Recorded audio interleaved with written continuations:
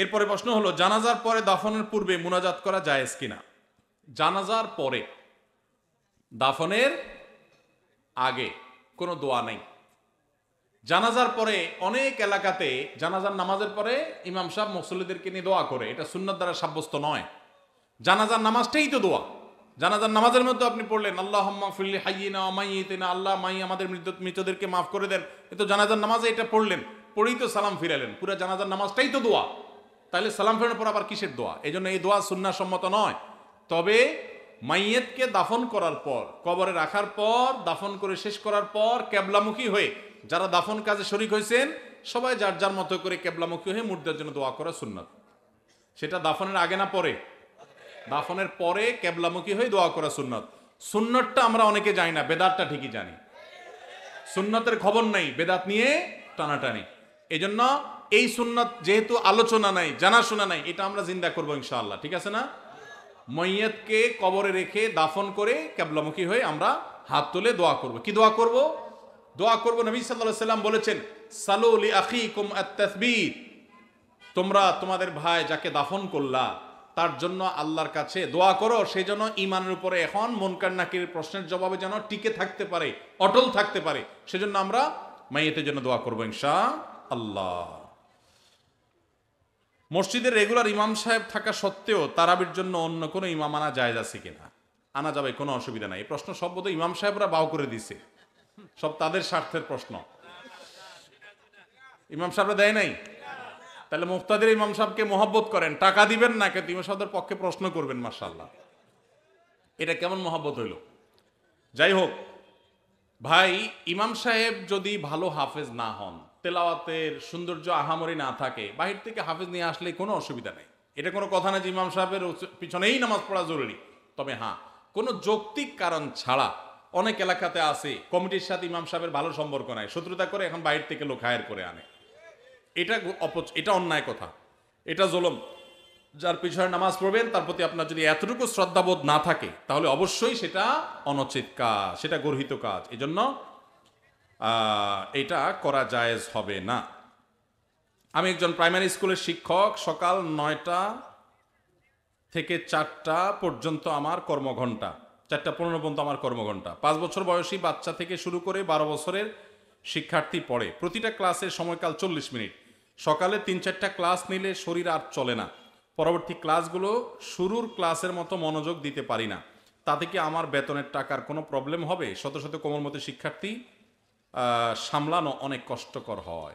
ভাইরা আমার, আল্লাহ কোরআনে বলেছেন, লা ইউকাল্লিফুল্লাহু নাফসান ইল্লা উসআহা, সাধ্যের বাইরে কোনো কিছু করতে আল্লাহ আমাদেরকে বাধ্য করেন নাই। এজন্য আমাদের উচিত হবে যে আমরা যারা চাকরি করব, যতক্ষণ সাধ্য থাকে ততক্ষণ আমরা মনোযোগ দিয়ে কাজ করব।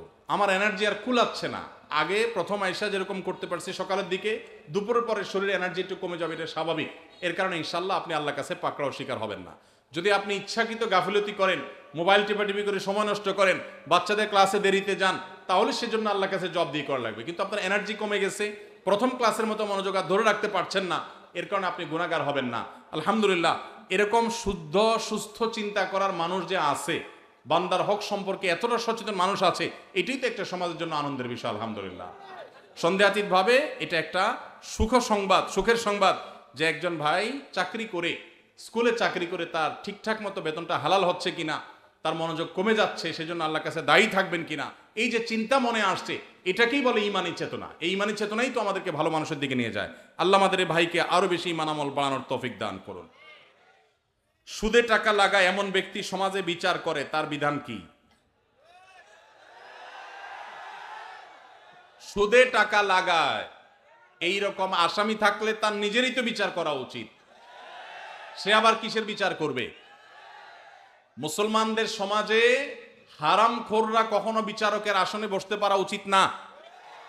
মুসলমানদের উচিত এগুলোকে সতর্ক করা, এগুলোর ব্যাপারে সতর্ক থাকা। আল্লাহ আমাদেরকে তৌফিক দান করুন। যে সমস্ত মানুষ হারামের সাথে খুল্লম খোলা সম্পর্ক, মুসলমানদের সমাজে কিভাবে তাদেরকে বিচারক হিসেবে ডাকেন? আর ভালো মানুষের কি অভাব পড়ছে এলাকা? সুদখোর ছাড়া ভালো মানুষ কি নাই এলাকায়? তাহলে কেন সুদখোরকে দিয়ে বিচার করতে হবে? যে আল্লাহর ভয় যার মধ্যে নাই, সে কিভাবে ন্যায়সঙ্গতভাবে বিচার করবে? কিভাবে আশা করা যায়? আল্লাহ আমাদের ভাইদেরকে সবাইকে হেদায়েত দান করুন। যারা সুদের কারবারে জড়িয়ে আছেন, আল্লাহর ভয়ে হারাম থেকে সরে আসুন। আইডি কার্ড ও পাসপোর্ট বানানোর কাজ করা হালাল নাকি হারাম? আইডি কার্ড বা পাসপোর্টের কাজ, অর্থাৎ কারোর আইডি কার্ড পাসপোর্ট লাগবে, সেটার জন্য কাগজপত্র রেডি করলেন, অনলাইনে ফর্ম ফিল আপ করে দিলেন, এসব কাজ টাজ করে আপনি ফি নিলেন, এটা জায়েজ আছে।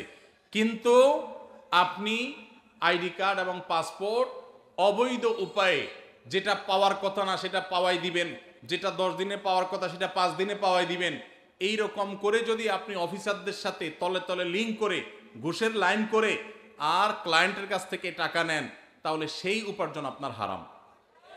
কথা কি বুঝাতে পারছি?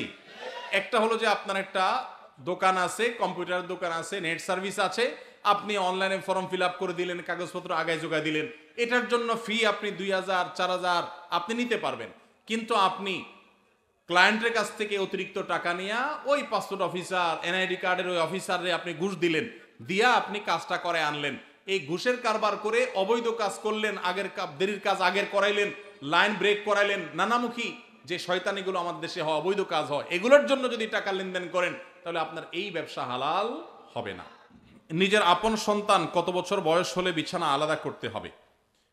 সন্তান বয়স যখন 10 হয়ে যাবে, তখন তাকে নবীজি সাল্লাল্লাহু আলাইহি সাল্লাম বিছানা পৃথক করতে বলেছেন। তিনি বলেছেন, ওয়াহজুরুহুম ফিল মাদাজি'i ওয়াহজুরুহুম ফিল মাদাজি'i ইযা বালাগু আশরা আও কামা ওয়ারাদা ফিল হাদিস। কোন কোন বর্ণনায় ওয়াফাররিকুহুম আসছে। নিজের সন্তানদের বয়স যখন 10 হবে, তখন তাদের বিছানা পৃথক করে দাও। এক কম্বলে এক কাঁথার নিচে দুজন ঘুমাবে না, তখন আলাদা আলাদা হবে। যদি বিছানা পৃথক করা বলতে আলাদা খাট, আলাদা চকিতে শোয়ানোর মতো আর্থিক সঙ্গতি না থাকে, তাহলে একই কক্ষেও যদি থাকে তো মাঝখানে পার্টিশন থাকবে, কোলবালিশ জাতীয় কিছু থাকবে, আলাদা কম্বল কাঁথা থাকবে, একই কাপড়ের ভিতরে বা একই কাপড়ের নিচে ঘুমাবে না। এটা নানাবিধ অনাচারের পথকে উন্মুক্ত করে। আরো আগে থেকে যদি বাচ্চাকে অভ্যাস গড়ে তোলা হয়, সেটা সবচেয়ে ভালো। অনেকে আছেন এই বিষয়গুলোকে তেমন কোনো গুরুত্ব দেন না, অথচ এগুলোর কারণে বহু সর্বনাশা আমাদেরকে গ্রাস করে। বিধায় নবী সাল্লাল্লাহু আলাইহি ওয়াসাল্লামের এই নির্দেশটা আমাদের খুব গুরুত্বের সাথে মানতে হবে।